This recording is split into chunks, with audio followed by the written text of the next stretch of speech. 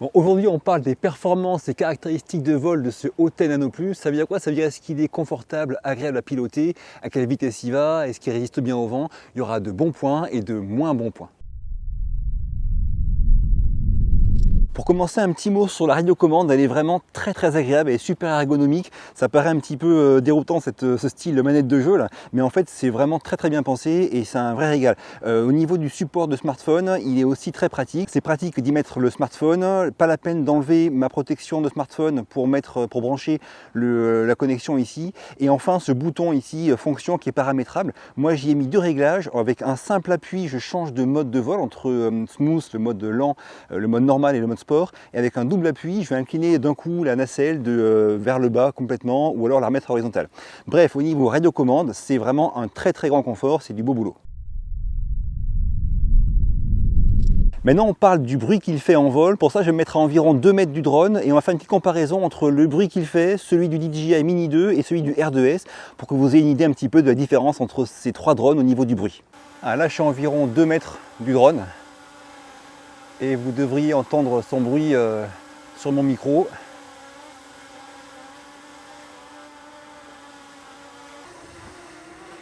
Voilà, là on pourra comparer le bruit entre le Mini 2 et le Nano Plus.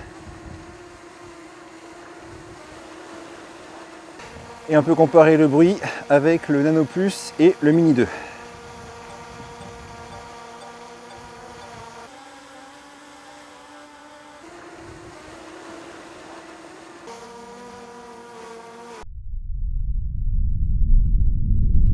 Alors là, pas de chance, le soleil est parti.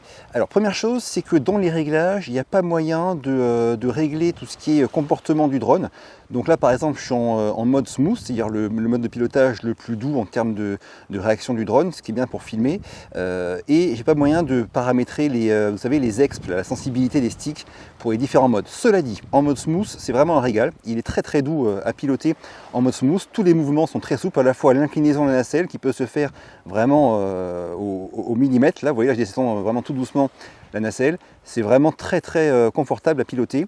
Quand il est en mode smooth, il n'y a pas besoin d'aller régler quoi que ce soit, même sur la rotation du drone au niveau de l'axe de lacet. C'est vraiment sans souci que ça se pilote sans aucun réglage. Alors, on peut quand même aller régler un truc qui là, en l'occurrence, me paraît légèrement de travers, c'est l'horizontalité de la nacelle qui me paraît légèrement décalée. Gimbal Manual Adjustments, voilà. Et là, on va légèrement pouvoir corriger cette horizontalité qui n'était pas terrible par défaut. Là, ouais, là, ça me paraît pas mal. C'est plus simple de faire ça dès le début, ici sur la radiocommande, plutôt que de le refaire après, en corrigeant ça en post-production et en devant zoomer dans le clip. Voilà, ça c'est bon, c'est fait. Maintenant, on va passer au test de vitesse de ce Autel Nano Plus. Donc là, je suis en mode smooth, je vais mettre plein gaz vers l'avant. Alors on va voir à combien il monte. Là, on est à 17,5 km/h, 18 km/h. Voilà, c'est le max qu'on peut atteindre en mode smooth. J'avais fait le test déjà la fois d'avant, c'est confirmé, c'est 18 km/h maximum. Là, je le voyais là-bas, pas de souci. Maintenant, je vais faire un appui sur le bouton fonction que j'ai paramétré, je vous le rappelle, pour changer de mode. Et je passe en mode standard, vous voyez, en haut à gauche là. Et là, maintenant, je fais le même test, plein gaz vers l'avant. Là, on monte à 29, 30 km/h en mode standard, 31, 32, je le vois encore, pas de souci, 34 km/h en mode standard. Voilà, je vais m'arrêter, je vais passer en mode sport. Et là, en mode sport, il me dit qu'au-delà de 36 km/h, ça désactive les capteurs d'évitement d'obstacles. Donc, hop, c'est parti, plein gaz en mode sport. Il est là-bas. Là, je monte à 40 km/h, 41, 42, 43. Voilà, 43, c'est le maximum que je peux atteindre en mode sport. Alors là, je vais faire le retour en mode sport, en marche arrière. En marche arrière, en mode sport, je monte à 27 km/h au maximum en marche arrière. Je vais le ramener comme ça pour commencer. Ça me fera un bon travelling.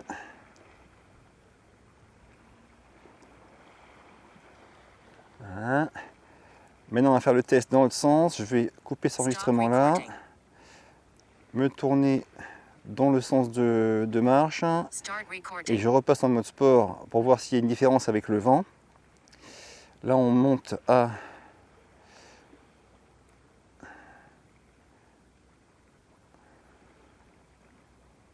là vous voyez en fait le vent vient de plutôt par là on dirait. Là j'arrive pas à dépasser les 30 km/h en mode sport. C'est quand même vraiment très léger.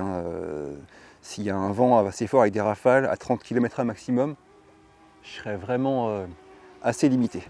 Voilà, ça je vais couper l'enregistrement. Donc pour comparer test de vitesse avec le DJI Mini 2, là je suis remonté pile à 41 mètres comme tout à l'heure. Je suis en mode ciné, le mode le plus lent, et j'avance. Et là on est, alors forcément là c'est en mètres secondes, tout à l'heure c'était en km/h, donc je vais vous faire la conversion à l'écran, mais je suis à 7,9 mètres secondes avec normalement donc le vent légèrement dans le dos comme tout à l'heure. C'est à 8 mètres secondes là en mode smooth. Je passe en mode normal et hop c'est parti, plein gaz. Oula, batterie faible du téléphone, ça annulé. Hop, on va vite aller mettre en marche la charge du téléphone avec la radiocommande. C'est parti. Alors là en mode normal je suis à, il accélère, je monte à pareil 8 mètres secondes. Donc là on va pas se mentir, c'est la même chose qu'en mode ciné. Je vais passer en mode sport et là en mode sport, hop, là ça monte à 14-15 mètres secondes, quasiment 16, 15,8. donc là je suis en mode ciné, c'est parti, plein badin. Là je suis en mode ciné à 14,8 mètres secondes. Ça trace, ok, 14, 15, ok, je passe en mode normal. Hop, plein badin, toujours avec un léger vent arrière. J'ai environ peut-être 2 mètres secondes arrière sur ce. Pareil, en mode normal, je suis toujours à 15 mètres secondes. En mode sport, plein badin.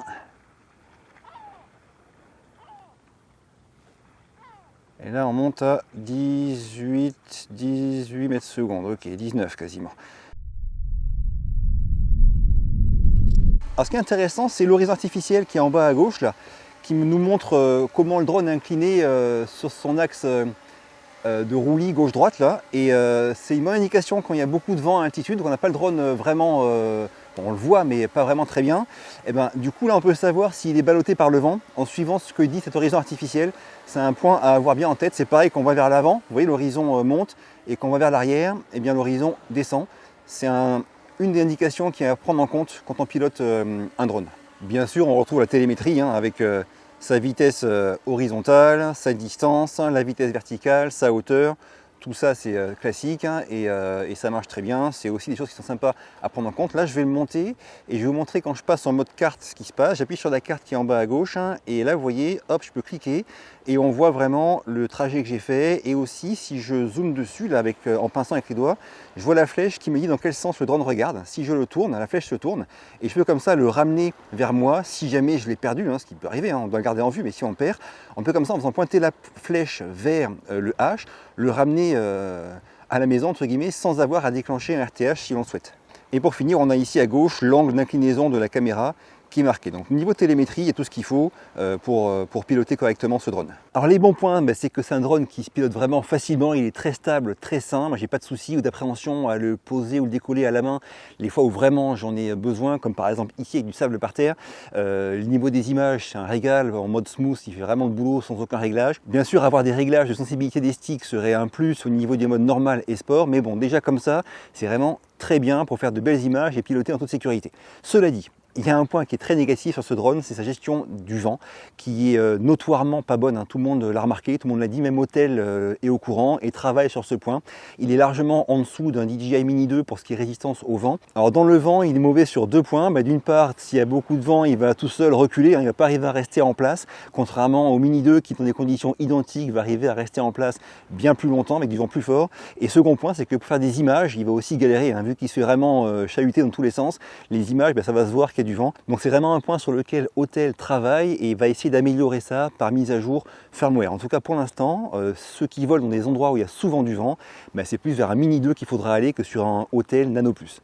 ma vidéo de présentation, mise en route et premier vol du Nano Plus est sortie samedi et quelques heures après, il y a une mise à jour qui est sortie, disponible uniquement sous Android. Moi j'ai un iPhone donc elle n'est pas disponible pour l'instant et elle apporte notamment les 24 et 25 images par seconde dans tous les modes, donc 4K, 2,7K et Full HD, ainsi que du focus manuel, d'autres petites choses sympas. Moi pour l'instant je ne l'ai pas encore téléchargé encore une fois, ni essayé. Dès que ce sera fait, je vous ferai une vidéo à ce sujet-là. J'ai fini pour aujourd'hui, ça vous a plu, un petit pouce bleu, pensez à vous abonner, ça m'aide beaucoup. Je vous quitte, à très vite et d'ici là, bougez-vous purée, bougez-vous.